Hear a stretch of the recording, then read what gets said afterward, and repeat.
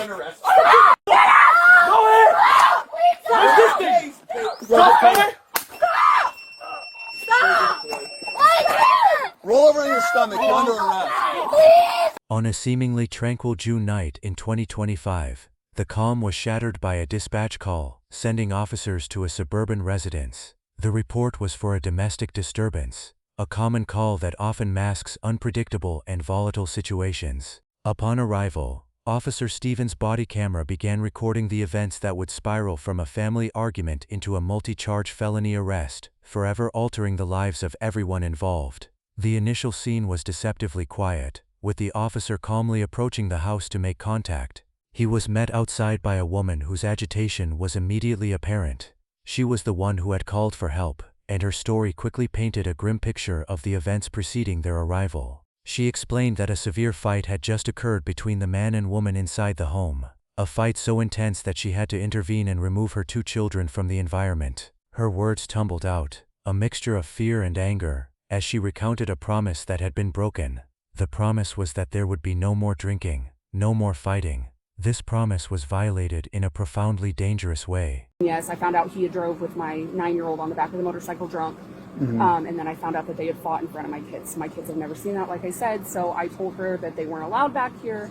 The woman's core complaint was a terrifying one. She had discovered that the man had been driving a motorcycle while intoxicated, with her 9-year-old child riding on the back. This act of reckless endangerment was compounded by the fact that the parents' violent altercations were now happening in front of the children, something she claimed they had never witnessed before. Her trust was shattered, and her fear for her children's safety was palpable. She explained that she had forbidden the man from being at the residence, a rule that was clearly ignored. Another witness had apparently called her, describing screams from the house and the sounds of the man punching something inside, prompting her to call the police and rush back to the scene. As officers attempted to piece together the situation, the scene inside the garage spilled out into the driveway, transforming into a chaotic tableau of anger and confusion. The man at the center of the complaint appeared, and the atmosphere instantly became charged with hostility. The presence of law enforcement did not de-escalate the situation. Instead, it seemed to act as a catalyst. The man was immediately confrontational, rejecting any attempt by the officers to control the scene or direct his actions. His defiance was clear and absolute. The officers' attempts to separate the parties and speak with the man were met with aggressive resistance. The verbal dispute quickly escalated toward physical conflict. The man's refusal to comply with simple commands forced the officers to take a more direct approach, trying to establish control before the situation could worsen. This was the critical turning point. The man's response to being touched was explosive. He interpreted the officers' attempts to guide him away as an assault, leading him to physically challenge them. You need to calm down. Have a seat. Have a seat. No, Dude. you ain't gonna tell me what to do. I don't give. The confrontation erupted. The man was taken to the ground as he continued to struggle violently against the officers.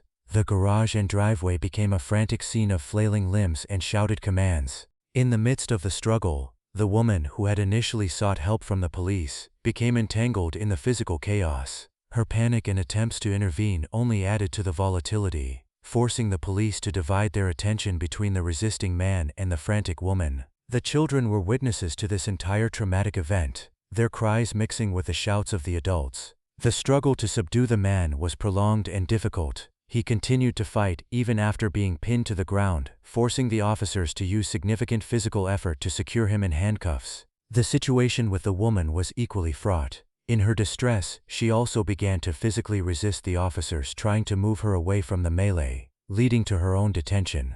What began as a call for help had resulted in both parents being placed in handcuffs. A tragic and chaotic outcome played out before their terrified children. The aftermath of the struggle was a scene of raw emotion and disarray. My husband's an asshole, dude. He's a fucking asshole. I try to protect the kids. I want my kids. I don't care about him. I'm gonna leave his ass. I'm leaving him. With both adults secured, the immediate priority for the officers shifted to the well-being of the children. They were visibly shaken, caught in a vortex of fear and confusion. Officer Stephen approached them, his focus changing from law enforcement to crisis intervention. He found the young boy and his sister standing on the lawn, watching the flashing lights of the patrol cars illuminate the wreckage of their family's evening. The officer's task was now to provide a measure of comfort and stability in a world that had just been turned upside down. He spoke to them in a calm and reassuring tone, trying to shield them from the ongoing processing of their parents. He recognized their fear and tried to build a rapport, promising them that he would protect them and that the officers wanted what was best for their entire family. It was a delicate and difficult conversation, navigating the children's questions about their parents while trying to ascertain if there was another responsible adult who could care for them. The children were caught between loyalty to their parents and the frightening reality of the situation. They Hey, wanted to see if hey, they could listen talk. to me, guys. Come here. Now listen. I promise you, we want what's best for your mom and dad.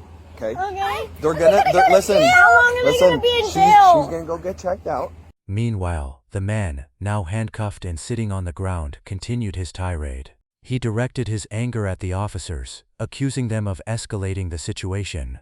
He claimed he was merely trying to separate from his wife when the police grabbed him, ignoring his own role in creating the initial danger and the subsequent confrontation. His perception of the events was starkly different from what the body cameras had recorded. A narrative of victimization that failed to acknowledge his aggressive resistance and the underlying domestic issues. You seen my kids, dude. Yeah, no, I wasn't here. I know, I wasn't here. The problem is you didn't even let us talk to you You tasing me and shit? You tackling me? because you grabbed me and slapped my hand away when I'm trying to separate you from Listen. your wife. As the officers prepared to transport the man, he made a final, desperate appeal to his children. He urged them to tell the authorities the truth about what their mother did, an attempt to shift blame and influence the narrative even as he was being led away. This act placed another layer of emotional burden on the already traumatized children, asking them to take sides in a conflict they shouldn't have been a part of. The officers had to manage this difficult moment, allowing a brief goodbye while ensuring the safety and control of the scene. That's all I want them to know. My dad ain't no bitch. When the shit comes down to the courtrooms, you tell them the truth, okay? Bye. Tell them what your mama did, okay? Through conversations with the children, Officer Stephen learned that their grandmother lived at the residence and could potentially care for them. This provided a small measure of relief, a path to ensure the children would be with family rather than being taken into state custody. After confirming the grandmother was capable of looking after them, the officers made the arrangement. The children would remain in her care temporarily, providing them a familiar face in the wake of the night's chaos. It was the best possible outcome in a terrible situation. The night ended with the two adults being taken away in separate police vehicles. The man was transported directly to jail. The woman, who had sustained an eye injury during the chaotic events, was taken to the hospital for treatment before being booked. The official charges reflected the severity of the incident. The man faced charges of domestic battery, resisting arrest, and assault on a peace officer. The woman was charged with domestic battery and obstruction. The quiet suburban street was once again still, but the flashing lights left an indelible mark on the family that called it home. The case remained ongoing, a formal process to address a night of deeply personal and destructive conflict.